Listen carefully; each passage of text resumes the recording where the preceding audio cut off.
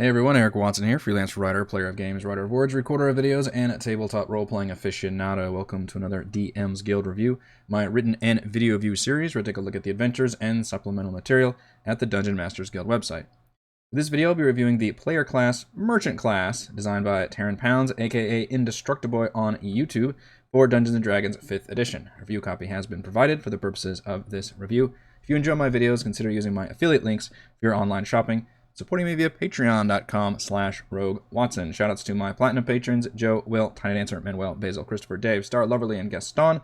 And gold patrons, RPG Papercrafts, Charming Grenade, Pretty Boy Numa, Marcos, Dave, Vicente, Gilberto, Adam, Dead Lizard Lounge, Sam, Ross, Lumpy Spud, Strom, Fatboy619, Skalenia, Nick, and Farty McButterpants. Thank you all very much for your support. I'm going to say it right now. The Merchant class is one of my favorite class supplements that I have reviewed, I think, so far in my years of reviewing class supplements. This introduces a really interesting new signature class feature called the Portable Storefront, and it's well developed. It's an interesting, cool thing you can do that's very unique to this class. It's further expanded on as you level up and includes 6 subclasses that allow you to further define exactly how you want to play this merchant class. Now, initially when I thought of a merchant class, I think, okay, I've played tactics games before and with some kind of wacky class ideas, and I'm thinking this is probably something to do with items. And that's pretty much true. It does use items. So the tricky thing about that is, in a video game RPG, you're getting loot left and right, typically. And, there's usually like a crafting system and a salvaging system and all this stuff because you're just getting oodles and oodles of loot. I guess I'm thinking specifically of like hack and slash RPGs too, like your Diablos and stuff. But, in Skyrims and things like that, there'll be a lot of loot in general. Obviously, in a tabletop RPG, that's not going to be probably nearly the case, and especially in D&D 5e, and I've said this before, but there's a much lower need for magic items because the classes themselves have become so much more powerful. So many abilities are just baked right into the classes and subclasses, and everyone is a lot less dependent on having to get that loot. And that's, for better or for worse too. It's easier to have characters have those abilities already versus having to, acquire certain pieces of loot before they can feel complete or something. On the other hand, loot is fun, and that can be kind of a bummer. But so a lot of these abilities and especially some of the subclasses really hinge on the DM providing items that you can work with. So assuming that can be the case, so in other words, it does add a little bit of an extra layer to minding the loot for a merchant class because they'll be able to use and manipulate items more than other characters. But more importantly, their unique ability allows them to essentially have their own money sink, which is a really great idea because players get filthy, stinking rich real damn fast, to the point where I don't know how you would ever have an adventurer in like the Forgotten Realms past 5th or 6th level, because at that point they've probably accumulated so much wealth they can just retire for the rest of their life. They're basically like just superstar athletes, and they don't need to work until they're a senior citizen. They can just friggin' stop. And this provides a really fun way for the merchants to spend accumulated wealth and turn it into items, because let's face it, what is money really? If we're I mean, yes, we sometimes like to play D&D as a life simulator, but if you're playing it as an adventure game, like a video game, style thing where magic items is the best, and that all of the money that you're getting is just a potential magic item, then this kind of cuts out the middleman and allows you to just transform money into items, which is fantastic. That's pretty much exactly what I want. So the merchant, you are a spellcaster. I think you're a half spellcaster with the way that your spell slots are used. On the one hand, that's a little disappointing when I first looked at that, because literally so many classes in D&D can cast spells. It's just not special anymore. Even a rogue and a fighter of a certain flavor can cast spells. So I love to see classes that specifically don't just rely on spellcasting as a thing. Thankfully, this one doesn't. The spellcasting is in addition to its main signature ability, so that part's good. And we do get a few... it's got its own merchant spellcasting list, but it's basically if you took all of the wizard spells... In fact, we can go ahead and scroll down there. If you took all of the wizard spells and removed basically all of the direct damage stuff and just left all the kind of out of combat utility stuff and a few of the buffs, like your counter spells, your blesses and things, but you added, water breathing, long strider, jump, feather fall, disguise self, detect magic. All of the support stuff is basically what you've got here. And that's what this class is. You are a support class, which is...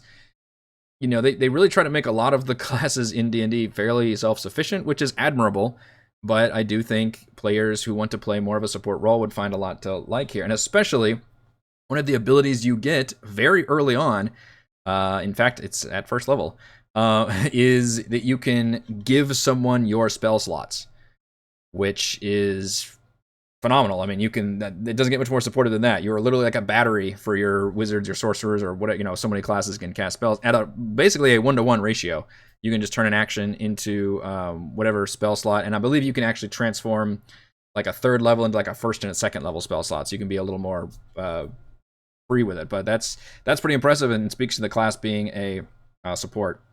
The main feature you've got a D8 per hit points, kind of standard, backline build. Your charisma is of course, since you're a merchant, is your spellcasting, which, unfortunately, half the classes use charisma, but whatever, that's fine. Going in line with the character.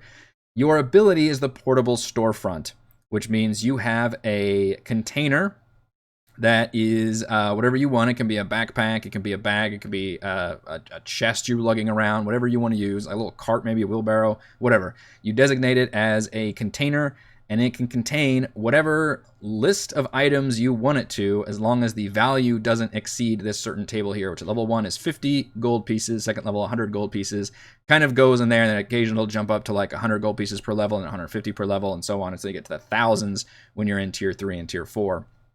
And on every rest, first of all, when you level up, you instantly get those items in your storefront. And on every level up, you keep getting those items replenished. So that's pretty cool. But then when you rest, you can feed your magical bag full of money. And then when you hit that amount of money, it will restock. So that's a really fun system because you've got an instant money sink.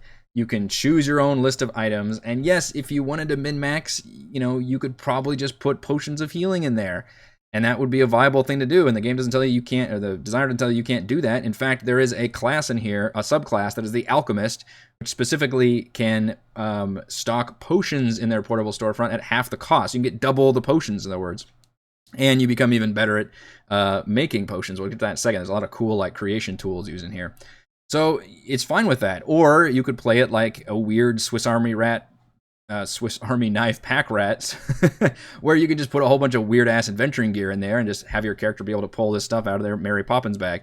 You've basically made either Mary Poppins or Santa Claus, because you've got a magical bag that you can just pull shit out of, and it can be basically any item that's basically in the player's handbook that has some kind of value attached to it. So you can follow the restriction rules here. Now, there is a rarity limit here by level. At first level, you can do common items, and then eventually, as you level up, you can do uncommon, rare, all the way up to very rare. So it starts off with your signature ability at level 1, which I love. I love it when classes front load their good abilities and then expand on them as you level up, which is exactly what we see here, which I think is very helpful, especially for a lot of games that never really, let's face it, get out of tier 1. The second level feature is that anytime you use a magic item, you can add your charisma. You can either replace whatever bonus to it, when it gives the example of a normal healing potion is 2d4 plus 2. You can replace that plus 2 with your charisma modifier. Probably not going to give you, you're probably got plus 3, maybe a plus 4 later on with that. But future magic items that don't have a modifier associated with them, you can add your charisma modifier to that item, which is really helpful. And I believe you can use your merchant spell save DC and place the DC for magic items when you deal damage or heal hit points with a property of a magic item, and you can expend your spell slots to increase the damage or the healing by 1d6 per spell slot. So that I was saying in the beginning how a lot of this class features rely on good magic items and the DM providing magic items to the party. This is partly what it is. And that's, in a lot of classes, if they required magic items, I would be balking at that because of the fact that 5e, it doesn't necessarily play well with a lot of magic items. But this is a merchant class. It's the whole thing about this class is you're about items. So I like this feature. You just got to be very vocal about that with your DM. Like, hey, a lot of my features and abilities require the fact that I'm, getting even if they're not, all powerful magic items, but just something. And especially depending on the subclass I think that player character takes, especially the Blacksmith, that could really matter in terms of how many class features you actually get to use. Some of the features are a little less exciting as you level up. For example, at 5th level, your carrying capacity is doubled. Raise your hand if you don't use carrying capacity in D&D. My hand is raised because carrying capacity sucks in every RPG I've played.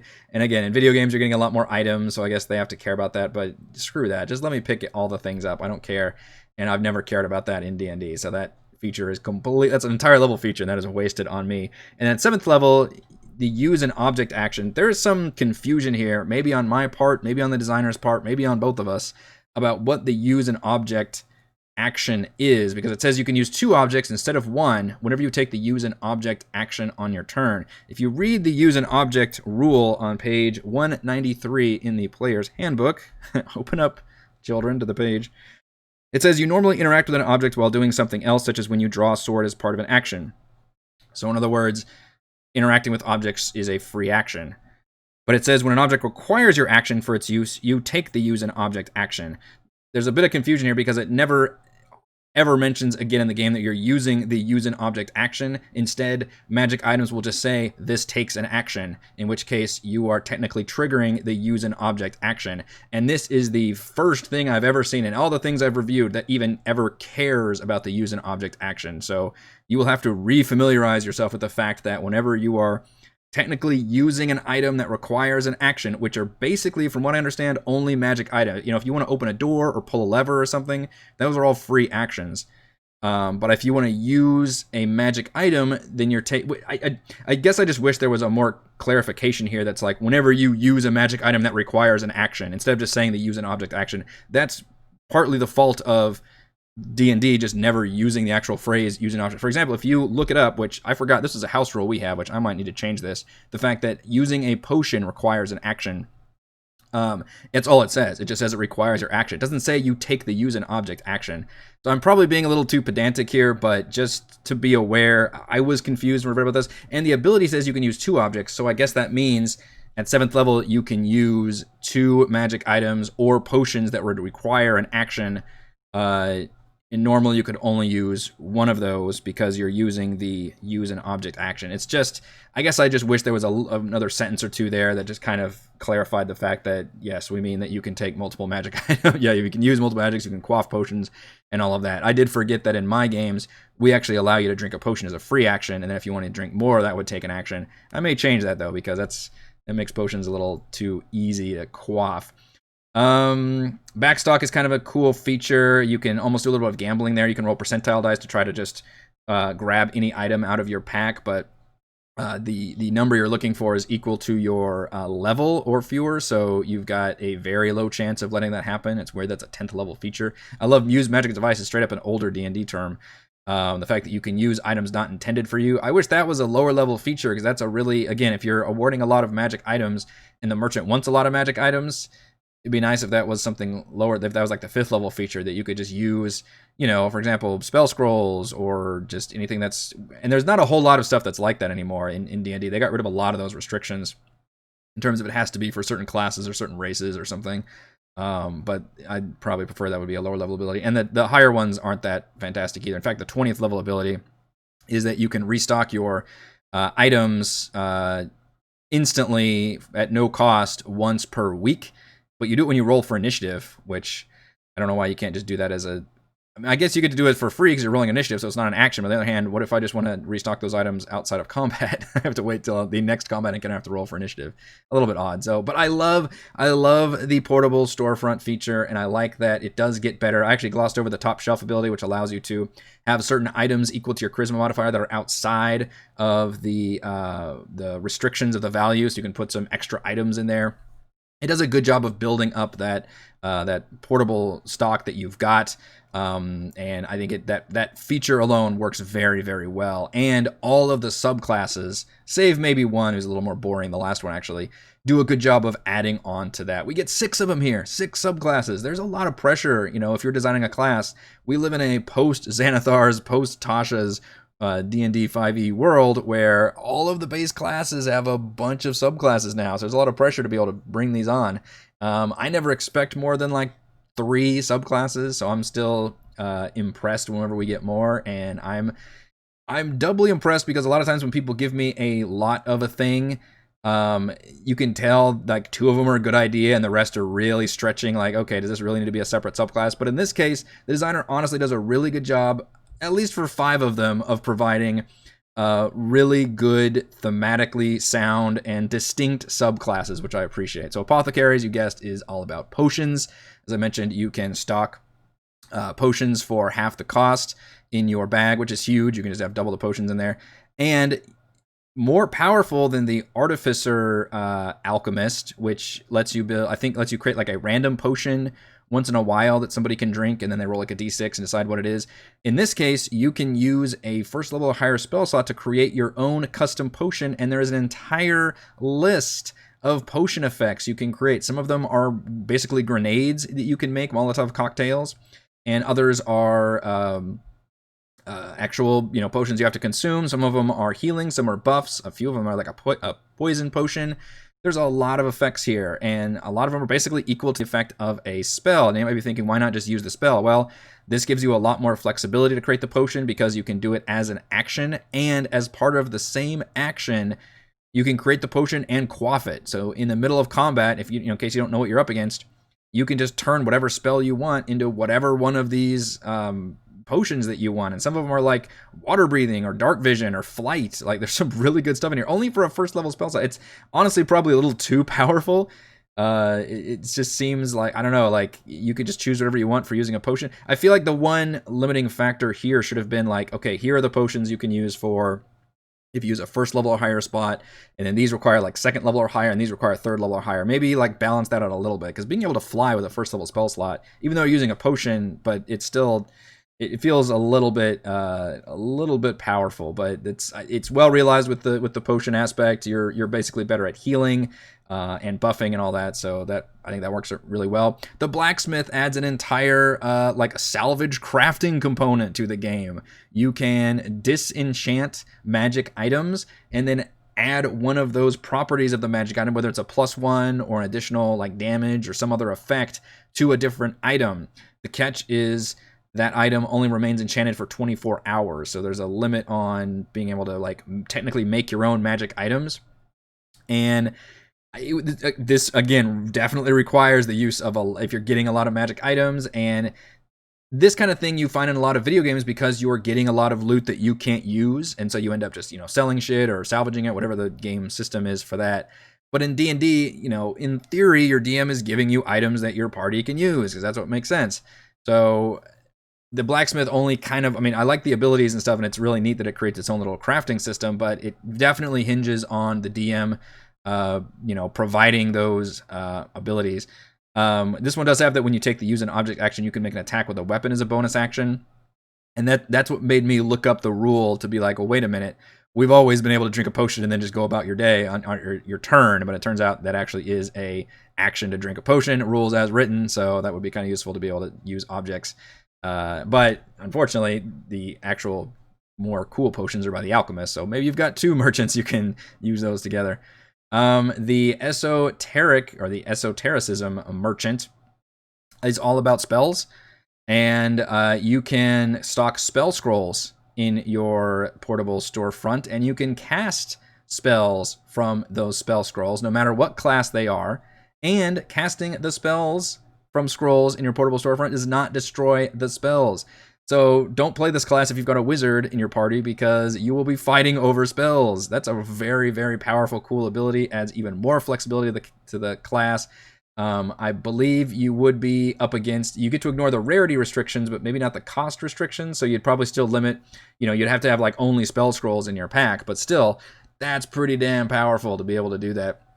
This has probably some of my favorite abilities too. You can like copy the curse of an item on a different item. You can use an action because you're so well versed in spells, to gain advantage on a saving throw that's coming at you. That's all really cool stuff. The Gambler gets to use an actual deck of cards, which is awesome. So the Gambler, instead of, first of all, you gain a deck of cards that you're basically like Gambit, that you can use as an attack. It's 1d6 plus either acid, cold, fire, lightning, plus your charisma modifier. That's fun. Who doesn't like flinging cards at people? Because Gambit's awesome.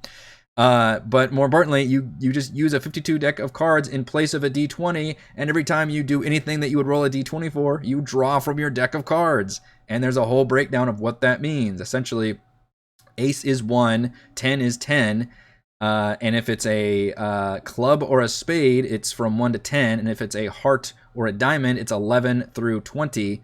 And then depending on if it's a black card or a red card, you either crit fail or get a critical success. Now, the odds are in your favor, but the interesting thing about this, when you roll a dice, obviously it's different every time. Technically, your odds are the same every time you roll the dice.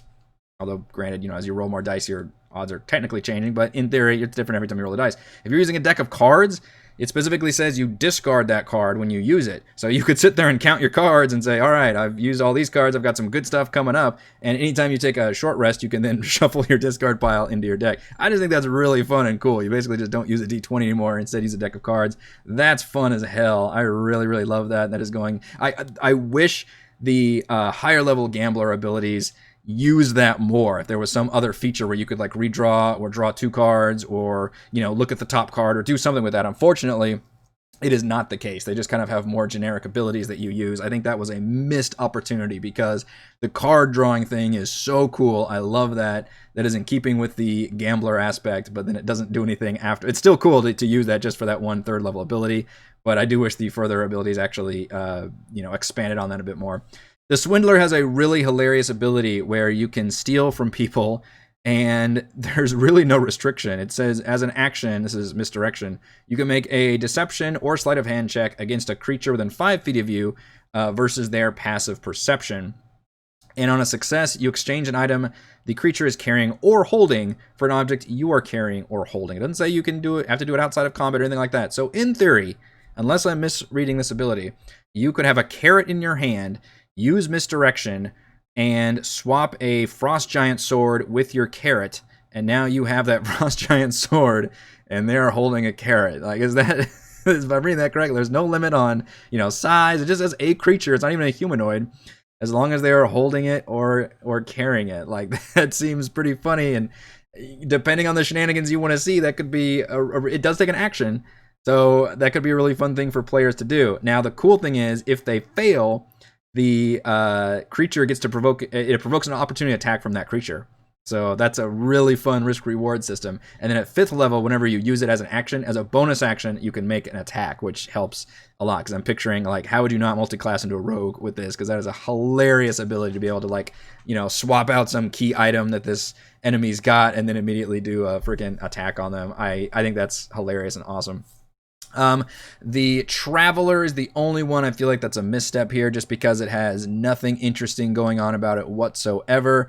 It basically borrows from like Ranger abilities, which nobody cares and nobody uses, and is a reason why the Ranger is kind of viewed as kind of one of the weaker classes in base D&D. You cannot be lost. Non-magical terrain does not affect you. You can travel at peg, stuff that a lot of D&D groups don't worry about. At 5th level, your walking speed increases by 10 feet. At 9th level, you gain proficiency dex saving throws. There's nothing interesting, except at 15th, you can cast Dimension Door, but that's 15th level. I really feel like there was a misstep here where you could have had some kind of like mobile store, maybe some kind of vehicle or maybe a mount or something that could have gone with this class idea of being the traveling merchant. But the thing is, as an adventurer, you're all of these classes are technically traveling merchants. So I feel like that's the only one that just doesn't really bring anything. But the other 5 are really, really good. So that's definitely more than makes up for kind of a weaker 6th one.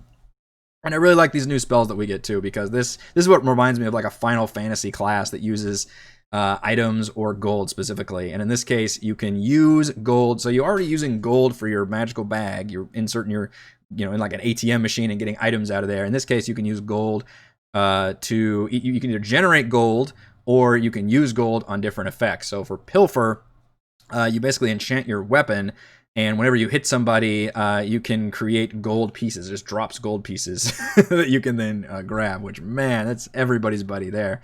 For hedge risk, when a creature you see within range takes damage, you can reduce the damage by expending GP at a rate of 1 point of damage for every GP spent, up to 10. And of course, at higher levels, you can spend more GP. And for Money Shot, you can enchant, that's a name, you can enchant a gold piece and then use that as a ranged spell attack. And as a bonus action, you can get it back. So you can just do this hilarious, like, little ability. So I think those are really fun spells. Neat idea for using gold and manipulating in gold. Just the whole class works absolutely beautifully for me. I think it all really comes together. And this is, by the way, I should have mentioned this at the beginning, this is version 2.3 of this class, and originally released in 2018. I read the, obviously the store page, and the designer kind of went back over it and went through it. And I never read the original one, but I definitely get the feeling this is something that's been looked at a lot and play tested and really like revised, and it looks damn good. And this is one of, it just takes an entirely new system, a whole new class idea, something that we really haven't seen at all represented in D&D, and something that you're not even sure how it would work, and makes it work and create some cool subclasses on top of that. All right, let's go over my pros and cons for the Merchant class. Pros: interesting class idea with a well-developed portable store signature ability. That's such a cool thing. I love it. Pros: 6 thematically distinct subclasses. Very, very impressive. And the Gambler, so this is a separate pro I wrote, the Gambler subclass using the deck of cards. I love it. I love it so much. I wish it took it even further, where it used those cards more, and to where all your abilities had to do with using cards and adding the whole gambling aspect to it. That would be absolutely fantastic. Maybe if you drew certain cards, like made like a poker hand, when you were drawing them or something like that, something there. It just gets me excited just thinking about it. But I love the idea of using the cards. And pro: fun uses for gold for the new merchant spells. There's only like 4 of those new spells, and they're all really, really good ideas, and it just works. The only con I wrote is that there was some confusion over the use an object action. I just wish that the rules had better, described or explained kind of what that means. And that's partly a problem with the D&D rulebook in general, is that it just doesn't, none of the actual objects in the game say take the use an object action. It just says use an action. So you just have to kind of make that assumption that, okay, when you're using a, when you're using a magic item, it just feels weird to see the use an object thing, because that never literally comes up except on this one page in the rulebook, that you're supposed to assume that, okay, when you're using a magic item, that whole thing. So just would have preferred a little bit of clarification there to ease my own confusion. Final verdict: the Merchant class takes a single interesting new class feature and expands it through multiple levels and subclasses, resulting in a fun, unique play style. Thank you to everyone for watching this video review. You can see my written review at roguewatson.com. You can support my work at patreon.com/roguewatson. You can follow our own D&D adventures here on my YouTube channel. Thank you.